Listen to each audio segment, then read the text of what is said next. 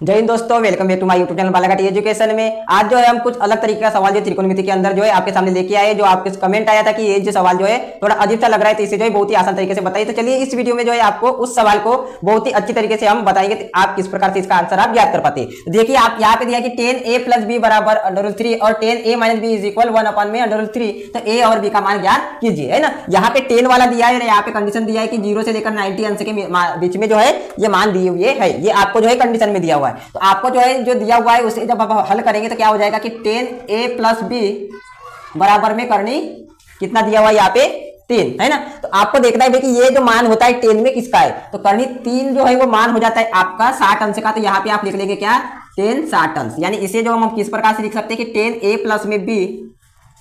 + b बराबर 10 60 अंश, है ना। तो इसे 10 से 10 कट जाएगा तो क्या बचेगा a + b बराबर 60 अंश। ये हो गया हमारा एक समीकरण। इस प्रकार से दूसरा समीकरण हम बना लेंगे जो दिया हुआ है हमारे पास कि 10a - b बराबर में कितना दिया हुआ है यहाँ पे 1/में करनी 3।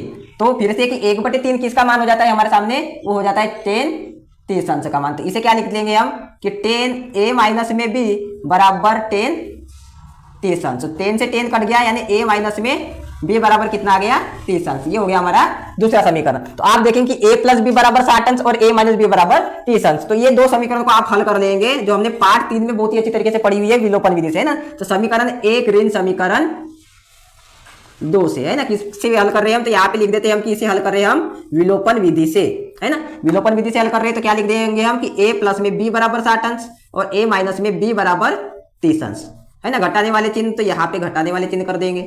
a में दोनों के सामने प्लस का चिन्ह है, नीचे माइनस का चिन्ह, यानी दोनों चीजें कट जाएगी, है ना। अब ये माइनस और ये माइनस प्लस हो जाते हैं तो ये हो जाएगा 2b और 60 में से 30 गए तो 30, यानी b की वैल्यू कितनी आ जाएगी 30/2, यानी कि 15 डिग्री।